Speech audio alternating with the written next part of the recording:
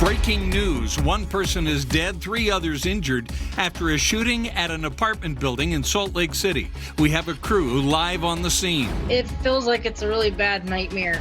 We just don't know what's next. I mean, where do we go from here? Total devastation for several Moab families after a fire leaves them with nothing. It's a nightlife hotspot in downtown Salt Lake, but after a violent weekend, it's actually, kind of scary not knowing about some of that. Concern is growing, along with its reputation for crime. Right now, tracking mostly clear sky here across the state as showers move off to our east. I'll let you know what you can expect for your morning drive, the timing of a warm-up, plus your next chance for rain. Time for the Jazz to move forward, for me to move forward. Quinn Snyder is now the ex-head coach of the Utah Jazz. Coming up, we'll hear about his decision to step down. We start Fox 13 News at 9 with breaking news tonight. 1 person is dead, 3 others wounded after a shooting at the Seasons at Pebble Creek Apartments. That's at 1616 West Snow Queen Place in Salt Lake City, just north of the Glendale Golf Course. Police say shots were fired just after 7 this evening. Fox 13 News reporter Spencer Joseph is on scene tonight. Spencer, what can you tell us? Good evening. At this point, what we've been able to find out is of those 3 victims, 2 of them are in serious condition. 1 had minor injuries. And of those 3, 2 actually drove themselves to the hospital and checked themselves into local area hospitals. Now, at this point, this scene is still very active with lots of police officers and detectives starting to piece together exactly what happened. But here's what we know at this point. Around 7 o'clock, the Salt Lake City Police Department received several 911 calls of a shooting here. Now, officers arrived to what they called, quote, a very chaotic scene. They entered into the apartment that this shooting happened in. 1 person was found with multiple gunshot wounds. Officers immediately attempted life-saving measures, including CPR and applying tourniquets, but the victim was pronounced dead on the scene. Now, they don't believe there is any danger to the public or the surrounding community at this time, and that this most likely was a targeted attack. And while this is very preliminary, officers do have a theory about this that Salt Lake City Police Public Information Officer Brent Weisberg talked about. That this could possibly be a home invasion. We're still trying to piece everything together, but however, we are hearing from some of the witnesses here is that there was a very large commotion, a fight that led up to the shooting, and that the shooting may have happened as a result of some sort of argument that happened involving the individuals here. So outside of where we are now, there are actually 2 other crime scenes along Redwood Road. You're taking a look at one of them now. There are 2 vehicles that were involved in the shooting that happened here, but exactly how they were involved at this point is still something officers are trying to figure out. Again, to reiterate, there are 3 victims in the hospital tonight, 1 with minor injuries, 2 with serious injuries, and 1 behind me that was pronounced dead on scene. We are at this point expecting an update from police officers at about 10 o'clock this evening. We will bring that to you as it happens. But for now, live in Salt Lake City, Spencer Joseph, Fox 13 News, Utah. Spencer, thanks so much. Now to our other top story tonight. Several families are trying to figure out what's next after losing everything in a devastating fire at a mobile home park over the weekend. The Murphy fire ripped through multiple trailers yesterday afternoon. It happened in the Pack Creek Mobile Home Park. That's along Murphy Road. This happened yesterday in Moab in the afternoon. Authorities say no one died or was badly hurt, but several families now have nothing but the clothes on their backs. Fox 13 News anchor Brian Schnee spoke to them today. Looks like potentially multiple trailers with this black smoke. They said there's 3 to 4 structures involved before we even had fire units get on scene. Make that 4 trailers and several sheds. Total devastation. Total devastation is all I can say.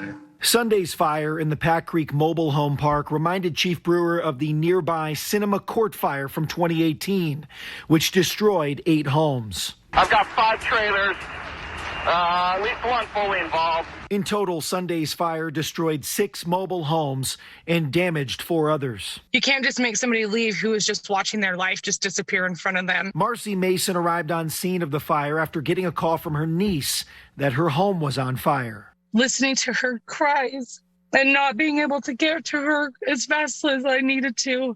I think that was the most devastating part for me. Marcy's sister, her husband, and their 3 children lost everything. It feels like it's a really bad nightmare. And so did their neighbors, Aaron and Jerry Wilson. It just happened so fast. It was just unreal. I mean, we did everything we could do to try to save our places. Jerry lost 2 mobile homes on Sunday, their own and his mother's, which they had been fixing up to move into one day. That fire hit and it took everything out of our trailer, her trailer. We lost 2 bearded dragons, some cats. I mean, we barely got out of there with the clothes on our back. The bad news, it's definitely heartbreaking because it's just rubble, does come with a little good. Some recall community members like this man springing into action. There was nobody doing anything with the fire truck, so he just jumped in and he said, I'm going to do what I can with it, and started spraying it. And when one part wasn't working, he jumped off, grabbed the hose, and just started going. First responders were able to knock down the fire, but the damage was indeed done. That's the hardest part. It's the memories of all our wedding photos. Gone. Everything that, is sentimental to us, that's unreplaceable. Brian Schnee, Fox 13 News, Utah. Well, the cause of that fire remains under investigation tonight. If you would like to help the families, we do have information for you on our website. Visit fox13now.com.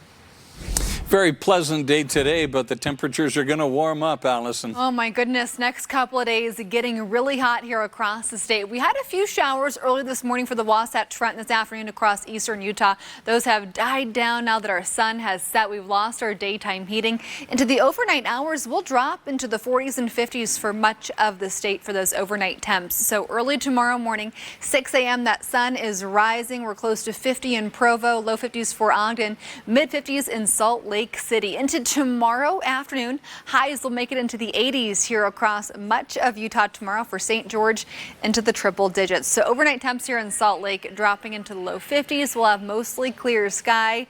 Relatively calm evening here across Utah. Tomorrow, a little breezy at times, especially into northeast Utah. Pausing this Tuesday at 5 p.m. wind gust 20 to 25 miles per hour for much of the state, especially for the Uinta Basin. I'll let you know what you can expect for the timing of a warm up and also for your next chance for rain. Thanks, Allison. Right now, Salt Lake police are investigating 2 fights near a popular nightclub that left 5 20-year-olds injured. 2 of those club goers were stabbed and went to the hospital with critical injuries. Fox 13 News reporter Emily Tenser is live where it happened in downtown Salt Lake with more on the concerns from nearby businesses. Emily. Bob Kelly, this stretch on Pierpont Avenue is known for its nightlife and clubs in downtown Salt Lake City, but it's also known for its crime. There's already an ongoing effort to lower the violence in this area, and there were several police officers already down here when both instances occurred. On a Monday afternoon, Pierpont Avenue is quiet. Just another block in downtown Salt Lake. But once it's the weekend, it's a hot dance spot and a concern for police. We're conducting an operation down there just to be a presence and, attempt to be a deterrent down there. In one night, 5 people in their 20s were injured inside and outside Club Echo from 2 separate incidents.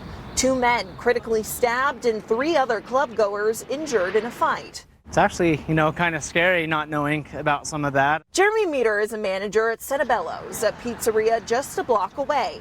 He says Pierpont Avenue has a reputation. I know it has before in the past. I know that in that parking garage, there's been assaults there before. The restaurant typically closes around 9 or 10 p.m., so customers and employees rarely see what goes on late on weekend nights. Still, Meter says it's important to pay attention when it's dark out. Usually I park close enough, but a lot of, the women around here, if they want somebody to walk them to their car, we will definitely will. Police say so far no one's been arrested, but they do know the names of those involved. Officers say they're going through witness statements to determine who will be charged. There's a lot of moving parts, and we're still in the early stages of both of these investigations, still sorting everything out, putting the pieces to each puzzle together. I spoke on the phone with an employee here at the Club Echo who told me no one was available for comment today. Now, if you saw anything or have any video of what happened early Sunday morning, call the police department. That number is 801-709-3000.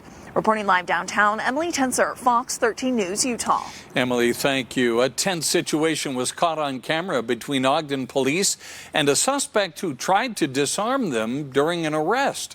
Police say the suspect allegedly struck a woman in the face at a business near 3600 Wall Avenue. This happened May 29th, and the video was released just today. When officers responded, they saw the suspect and tried to arrest him, and that's when things got out of control. When they went to take him into custody, the altercation ended up on the ground, and he was on top of one of the officers. Police say the suspect did disarm one of the officers, but that officer kept control of the suspect's arm the whole time. A shot was fired during the altercation, but no one was struck. The suspect was eventually booked into the Weber County Jail. West Valley City Police have identified a man who died in a shooting over the weekend as 23-year-old Elijah Brown. Police say two groups got into a fight at an apartment complex early Saturday morning and shot at each other. In addition to Brown, another man was shot as well. He remains in critical but stable condition tonight. Investigators are still trying to identify the shooters. It's unfortunate that this man not only felt like he was allowed to attack a woman, but also members of the LGBTQ+ community. Salt Lake City police are investigating an assault where hate speech was used. Everyone in our community deserves to be treated with respect and dignity and to feel safe. Gun control in America. We're not talking about restricting the rights of current law-abiding gun owners. Tonight, calls for Congress to take action as the Senate works toward a compromise. The 78th anniversary of D-Day. The airplane gets old, but the experience never gets old. Tonight, how you can get up close with World War II history. The Salt Lake Police now investigating an assault over the weekend where homophobic hate speech was used against three people who were participating in a pride celebration. Before leaving for breaking news tonight, Fox 13 News reporter Spencer Joseph spoke with two of those victims about what happened. Those victims say this attack came out of nowhere, and they're extremely disturbed by what happened. This all taking place in the early morning hours on Sunday near 600 South and 150 West. While they're not ready to do an interview yet, they did share some video of what happened. Take a look. Literally nothing is happening. You need to chill. Dude, chill. Chill, you stop. Cruz Green and Eric Ledesma say the assault happened at the Garden Loft apartment complex in front of several witnesses. Now, they both were in the ER until about 8 in the morning. Their friend also telling Fox 13 in part, the attacker kept yelling absurd stuff, calling them homophobic slurs, and then he ran away. Cops came around 2 minutes after that. I had to drive both of my friends to the ER. They left with a broken nose, busted lips, bruised ribs, and a black eye, as well as having concussions. We spoke with Kevin Randall with the Utah Pride Center, who said this weekend was a great success, but also says this is disturbing to happen in the Salt Lake community. It's unfortunate that this man not only felt like he was allowed to attack a woman, but also members of the LGBTQ+ community and voice that. Hate crimes are on the rise since last year. We saw that report earlier this month. It's just disappointing overall. I think no matter what the situation is, it's traumatic for the people involved. The Salt Lake City Police Department responded to the attack and alerted the public of it this morning. They're still in the very early stages of this investigation, but they say the suspect has still not been found. They're asking for the public's help in gathering details.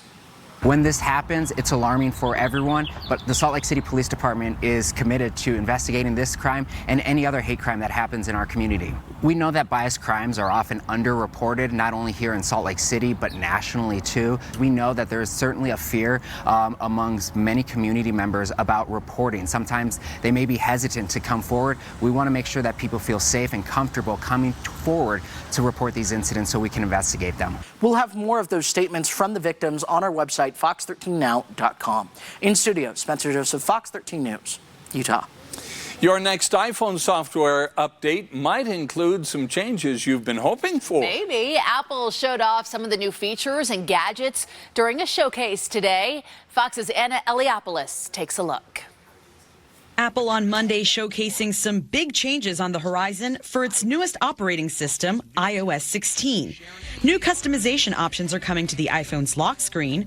Users can now add more widgets that provide information at a glance, like weather forecasts and upcoming calendar events. So I'll add the temperature, my activity rings, and let's drag in the calendar widget.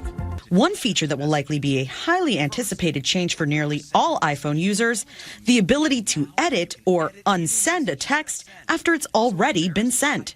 Have you ever wished you'd never sent that message at all? Well, good news. Now you have undo send, so you can immediately recall a recent misfire. This is something that especially is widely used by this new Gen Z audience. And now that they're building in more capabilities into iMessage to keep you in there and keep you glued, I think that's great for the whole ecosystem. A buy now, pay later feature is also coming to Apple Pay. Now people who pay with the app will have the option to split purchases into 4 equal payments. Spread over 6 weeks with 0 interest and no fees of any kind.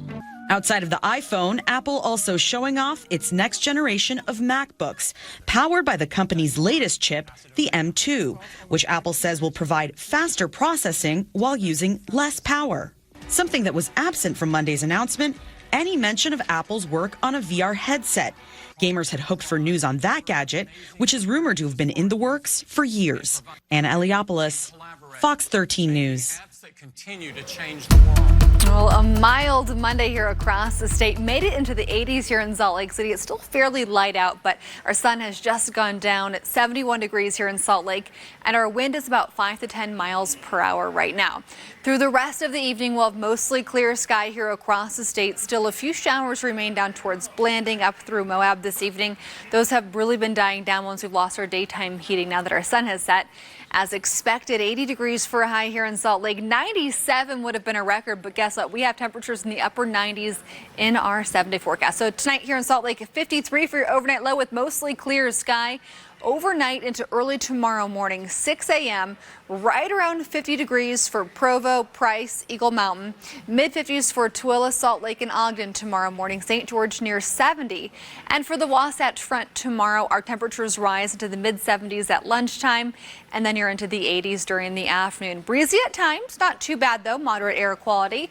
And the UV index will be very high, so make sure you're wearing that sunscreen, or if you're sending the kids to the pool, any of that good stuff, hanging out outside, make sure that they are being safe. Now, come tomorrow afternoon, it'll be into the 80s, so drinking plenty of water, finding shade when you can. St. George triple digits. And here in Salt Lake City, we are pretty dry for the next several days.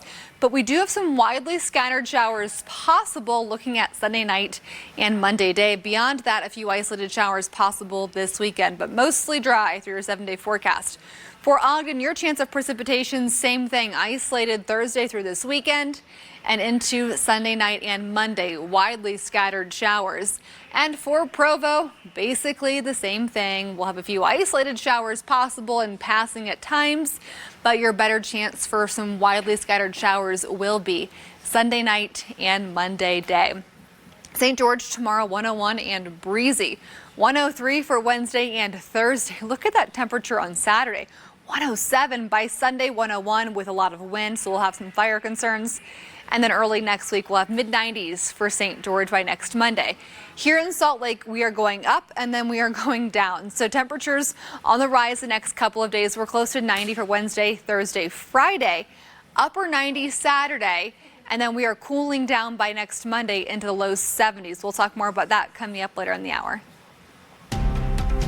A string of mass shootings throughout the country leaves at least 17 people dead and dozens more hurt. Lawmakers now working to find a solution to curb gun violence. I'm Mallory Rivera in Washington with more on the negotiations on Capitol Hill coming up.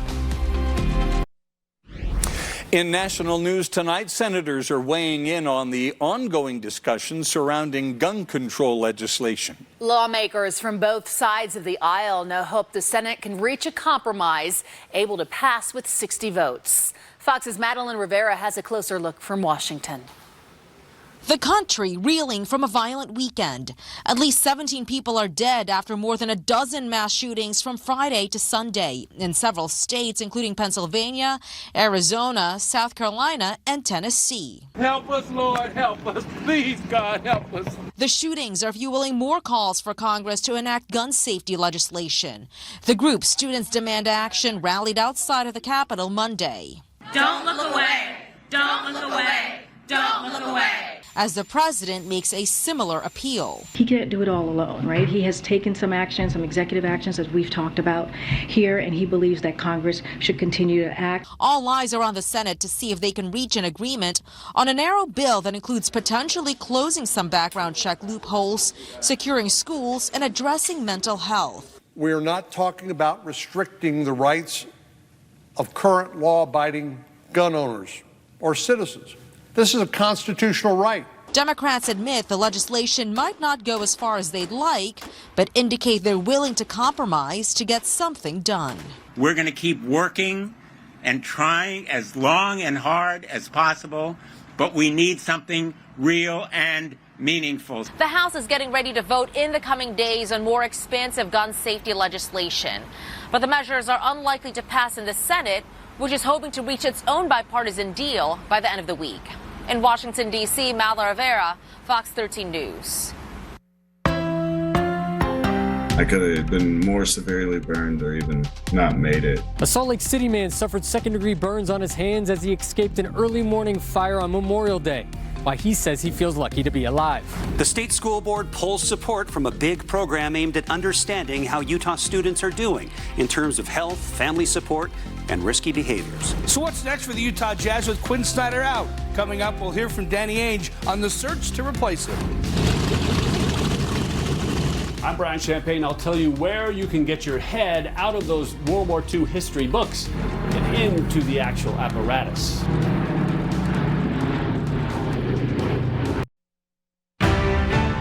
If you are just joining us, we continue to follow breaking news in Salt Lake City, where one person is dead and 3 others are hurt after a shooting at an apartment complex. This happened at the Seasons at Pebble Creek Apartments. That's just north of the Glendale Golf Course, and that's where we find Fox 13 News reporter Spencer Joseph live on scene tonight. Spencer, tell us what is the very latest. Well, the very latest is at this point, detectives and more officers are still arriving on scene as they are still locking down this apartment complex as they continue their investigation. At this point, a lot of questions still up in the air. But one thing we wanted to point out to you, if you take a look at this, just as we were getting some information earlier, Salt Lake City Police Department was actually bringing out their basset hounds to sniff the edge of the property and see if there was anything on the edge of this property or perhaps somewhere they weren't looking, that there could be evidence, there could be items that were left behind, because this is such a dynamic scene with multiple crime scenes. So at this point, what we know is about 7 o'clock, multiple 911 calls came in. Officers described this as a chaotic scene when they first arrived. They entered into that apartment to actually find one person with multiple gunshot wounds. They tried everything they could, performing CPR, putting tourniquets on that individual. Unfortunately, that individual did die on scene. We are expecting an update at about 10 o'clock, so of course we will share the latest with you. But just to wrap this up, there are 3 people in the hospital, 1 of them with minor injuries, 2 of them with serious injuries, 3 crime scenes, very dynamic, and a lot of questions. Of course, we'll hope to answer those questions shortly, but for now, live in Salt Lake City, Spencer Joseph, Fox 13 News, Utah. Spencer, thank you so much. It's now been 1 week since a massive fire at an apartment complex in Salt Lake City killed 1 person and injured 2 others. Today, Fox 13 News reporter Chris Arnold spoke with a man who made it out of the fire but suffered severe burns on his hands. I do feel very lucky to be alive, for sure. It was a scary morning on Memorial Day for Eli Bendosky. He woke up to a loud noise from his third-story apartment at the Silverado Apartments in downtown Salt Lake. I believe I slipped on some sandals and looked out my front door into the hallway, and it was covered in just black smoke. You couldn't see anything. Bendosky telling Fox 13 News he could see smoke coming up from the floor as he made his way downstairs, even finding his friend face down on the ground. I picked him up and had to open up the door and get him out, and somebody come and help me. And there were flames right next to the front door. He says his friend was burned and taken to the hospital, and Bendosky also getting burned badly in this blaze as well. 2nd-degree burns on my hands. I hadn't realized that my face was very burned and my nose was burned and my eyes. He says he's even struggled with his eyesight at times since this all happened. Bendosky says he lost basically everything in the fire and is unable to work right now due to his injuries. However, he's trying to take the glass half full approach, knowing things could have been much worse. I remember hesitating before I left, being like, should I grab some valuables? But I was like, no, that's probably a very unwise decision at this point, And I think if I would have made that decision, I could have been more severely burned or even not made it. Well, Bendosky tells me he's now staying with his mother out in Orem as he continues to recover. In the meantime, his brother has started a GoFundMe for him as he looks to get back on his feet. We'll have a link posted to that on our website, fox13now.com. In downtown Salt Lake, Chris Arnold, Fox 13 News, Utah. Listen to this. The State Board of Education may pull support from a statewide survey conducted every other year. Supporters say it's the only source of important data about how Utah's young people are doing on a broad scope of issues. Fox 13 News reporter Max Roth takes an in-depth look tonight. Since 2009, tens of thousands of Utah 6th, 8th, 10th, and 12th graders have filled out a survey with hundreds of questions. It's called SHARP, the School Health and Risk Prevention Survey. And those who love it and hate it share the same reason for their views. It gets deep on tough issues. The survey asks about everything from how often they eat a family dinner to whether they've attempted suicide. And the results provide insight. A couple examples. Students in rural communities are more likely to say they were bullied online or on the phone, while students in Salt Lake County were more likely to feel social isolation. Reading through these dark survey questions makes me anxious, depressed, suicidal, and causes me to think about things I never would have thought about. It teaches me how to use drugs and to think about using drugs often. That opinion arising from questions like, on how many occasions, if any, have you used narcotic prescription drugs without a doctor telling you to take them during the past 30 days? Tracy Gruber is Executive Director of the State Department of Human Services and will soon direct the combined Department of Health and Human Services. It's her department that conducts the surveys. The research does not support the idea that if you answer some questions on a survey instrument, that's going to generate some thoughts that maybe you didn't have prior. She says 6th graders take a shorter version than older students, and it's not required. The survey first has to be approved by parents. They have to provide consent for their students to complete the survey. Gruber credits the survey for the creation of several programs, including the Parents Empowered Anti-Underage Drinking Campaign, the Safe UT mobile app for students in crisis or fearing for their safety, and the Live On campaign addressing youth suicide and suicidal thinking. I think it is sad and a sad commentary on the state of our society that these kind of questions are necessary. But in my time on the board, I've seen how necessary they are. We can't get this kind of data in any other way. That Board of Education meeting was Thursday, and the board voted to withdraw support of the next SHARP survey until they study all health initiatives in the state's public schools. In studio, Max Roth, Fox 13 News, Utah. People living in the Ogden Valley and North Ogden area will have to find another way to get to the other side of the mountain. The Weber County Commission has closed the North Ogden Pass while the road gets $1.4 million in upgrades. They include repaving, also replacing guardrails. The Weber County Commission says it will make the road safer after heavy water runoff caused significant damage. Obviously, with the steep inclines off that, we've had numerous traffic accidents over the past several years. So this is a safety concern to the residents that travel that road, some of those people on a daily basis. Commissioner Frower there says the upgrades should be done by the early part of next month, perhaps maybe even a little earlier. He also says hikers will have the access to trails in the canyon, just not from the top of the mountain. City leaders in St. George are working on a plan for a bigger and better downtown, and they want your feedback. The downtown plan is part of the broader St. George 2040 plan to help the growing city thrive over the next 20 years. If you live and work in St. George, share your opinions in a series of online surveys. Just go to 2040.sgcity.org. Russia is making new threats against the West in its war with Ukraine. We'll explain what they're saying, still to come. And British Prime Minister Boris Johnson barely survives a vote of no confidence from his own party. What that's all about, next. And coming up, mostly clear sky here across the state right now. But what can you expect for your morning drive tomorrow? I'm tracking a warm-up and your next chance for rain.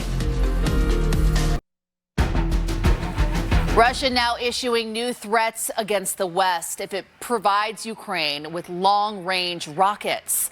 This comes as Russian forces strike Kyiv for the first time in more than a month, and Ukrainian forces make successful counterattacks in the east. Ukrainian forces were nearly driven from the last city they controlled in that eastern region. Ukrainian President Volodymyr Zelensky visited the front lines, thanking the soldiers and encouraging civilians to hold on. Take care of yourselves. This is very, very important, because without you, there is no Ukraine. Ukraine's prosecutor general is currently pursuing thousands of war crimes cases.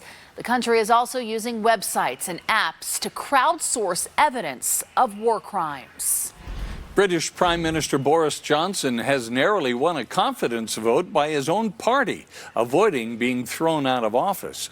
Calls for his removal centered on parties held by Johnson and his staff while the UK was under lockdown during the pandemic. One such gathering took place on the eve of Prince Philip's funeral.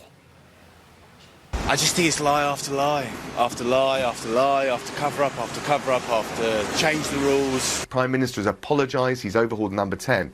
And I think what people and our constituents most expect is us to be focusing on them. Johnson's predecessor, Theresa May, survived a vote of no confidence in 2019, but resigned just a few months later. The last time a UK Prime Minister was removed by a vote of no confidence was in 1979.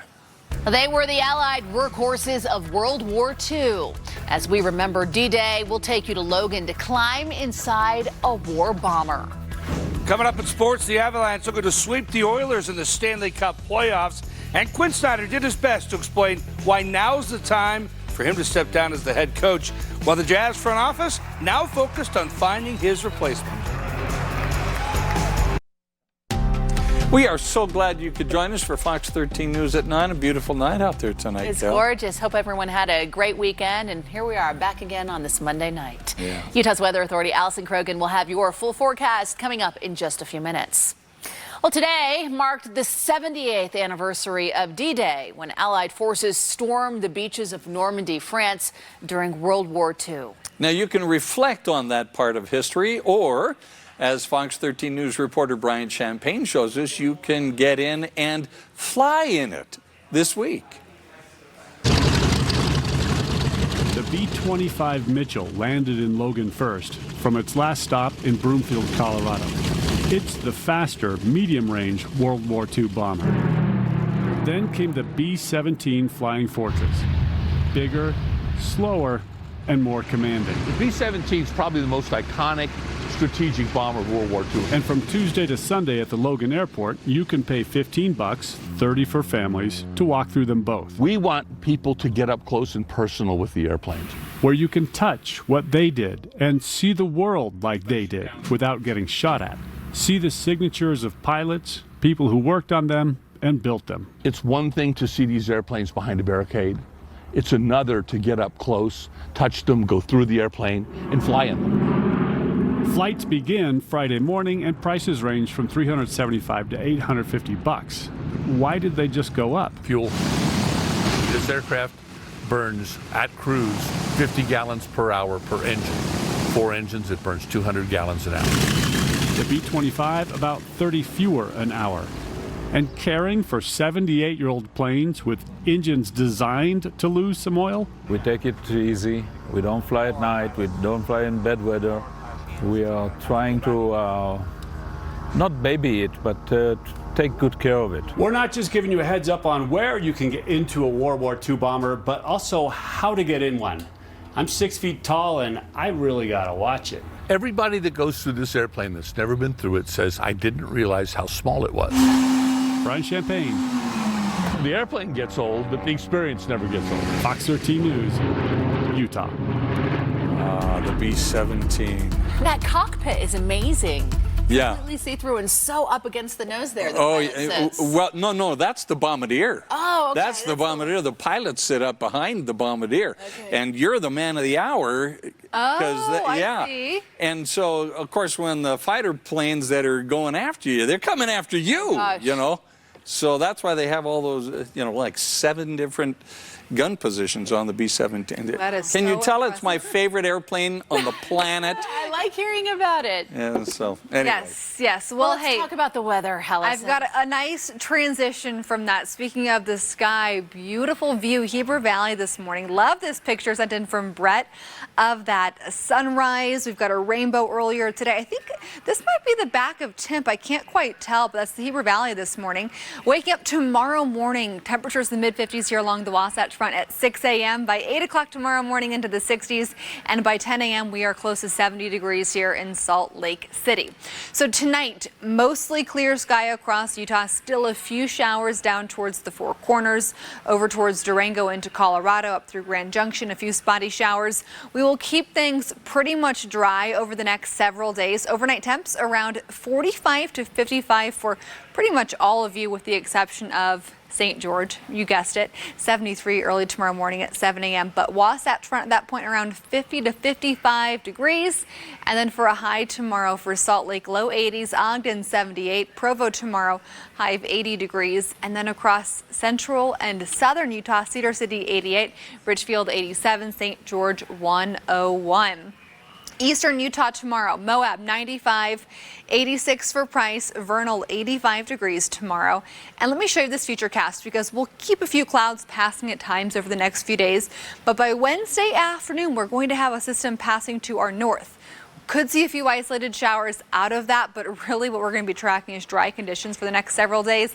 And then a better chance for a few widely scattered showers late Sunday. But again, the system's mostly passing to our north. So that means a pretty dry 7-day forecast. And then we wanted to look at the temperature outlook for week 2. So beyond our 7-day forecast, this is the 14th of June through the 20th of June.